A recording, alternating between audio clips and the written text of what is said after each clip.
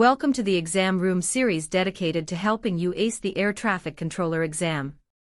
We'll break down everything you need to know, from regulations to procedures, to help you achieve your dream of becoming an air traffic controller.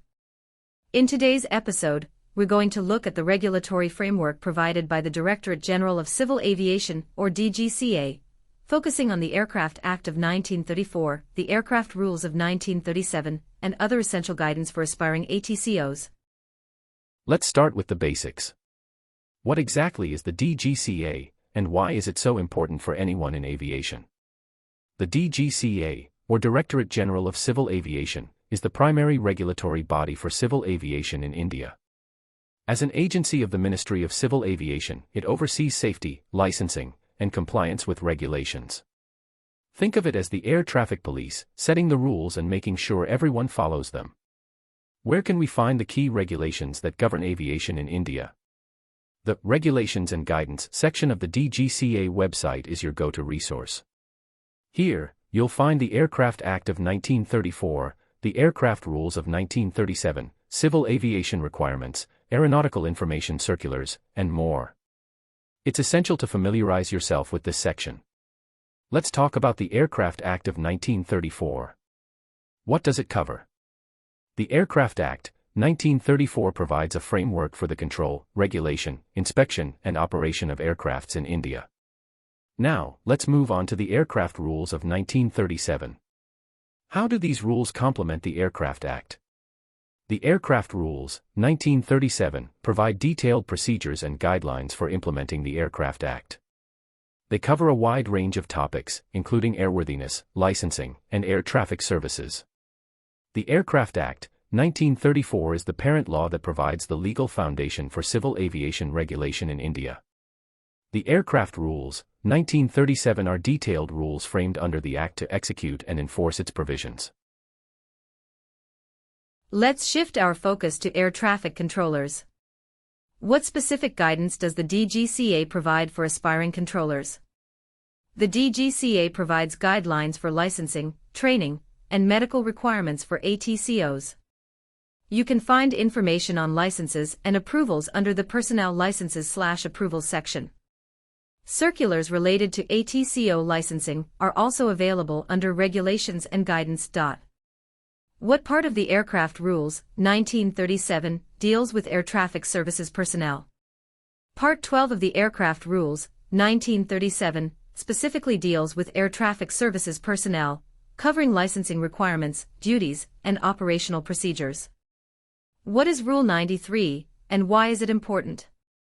Rule 93 mandates that no person can provide air traffic services in Indian airspace or airspace under India's control, unless they hold a valid ATC license issued under the Aircraft Rules, 1937. What about existing ATCs before the 2018 amendment?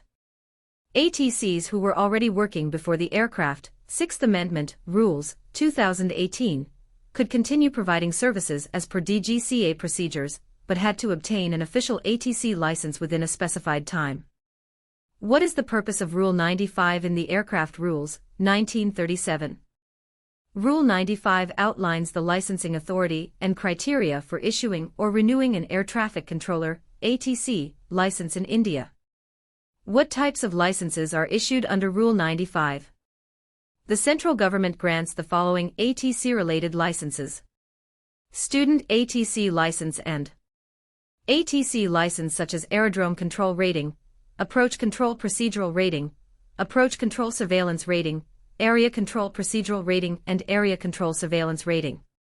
What are the eligibility criteria for obtaining an ATC license? To apply for an ATC license, a candidate must be at least 21 years old, hold a degree in science, physics and mathematics, or an equivalent qualification, hold a Class 3 medical fitness certificate, pass DGCA's ATC examinations, obtain English Language Proficiency Assessment Level 4 or higher. What is the validity period of an ATC license? The validity depends on the type of license. Student ATC license valid for 3 years, renewable for another 3 years. ATC license valid until age 60. If an ATC does not hold a valid rating for 5 years, the license lapses and must be renewed per Rule 110 and Schedule 3. What is the validity period of the medical fitness assessment? Up to 40 years of age, valid for 4 years. After 40 years, valid for 2 years. After 50 years, valid for 1 year. What is Schedule 3 of the Aircraft Rules, 1937? Schedule 3 lays down the requirements for licensing and ratings of air traffic services personnel. What knowledge is required for an ATC rating?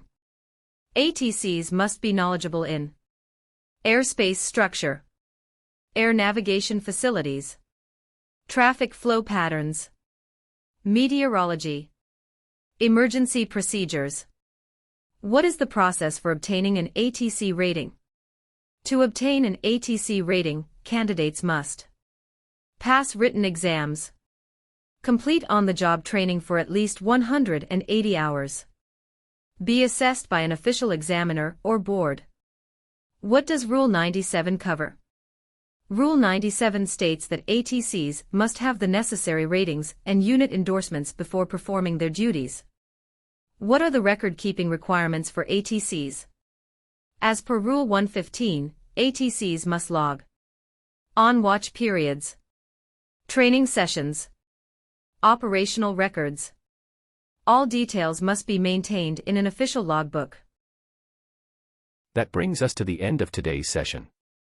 We hope you found this overview of the DGCA regulations helpful, including our discussion of Part 12 of the Aircraft Rules, 1937. Remember, a solid understanding of these rules is crucial for success on the ATC exam.